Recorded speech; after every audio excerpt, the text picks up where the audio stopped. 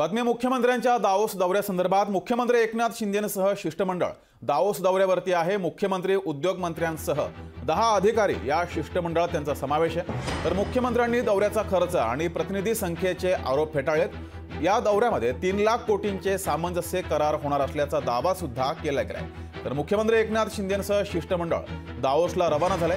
मुंबई विमानतळावरून हे शिष्टमंडळ दावोसला रवाना झाले। यावेळेस दावोस दौऱ्याचा खर्च आणि शिष्टमंडळातील प्रतिनिधींची संख्या यावर आदित्य ठाकरे यांनी आरोप केले होते। मात्र हे सर्व आरोप मुख्यमंत्री एकनाथ शिंदे यांनी फेटाळून लावले।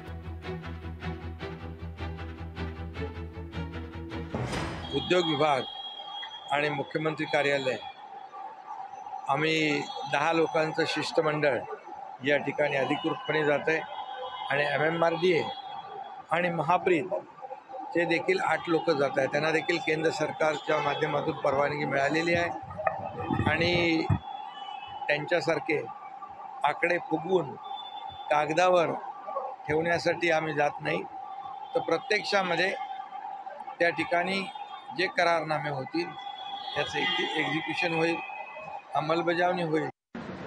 उद्योग मंत्री मोठ्या मोठ्या गोष्टी करतायत। 50-55 जणांचा ताफा घेऊन गेल्या सरकारी पैशानं। बरं का, कोणाची गरज आहे कोणाची गरज नाही, पण एक पिकनिक सहल काढलेली आहे परदेशात सरकारी पैशानं।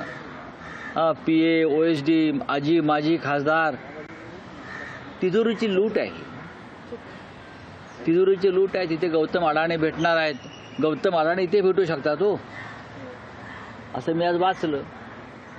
पण दावोसला ज्या प्रकारे हा इतका मोठा लवाजमा घेऊन राज्याचे मुख्यमंत्री गेले आहेत जा, पण मुंबईतून जो रोजगार मुंबईतून गुजरातला गेलाय तो आधी इथे घेऊन या, मग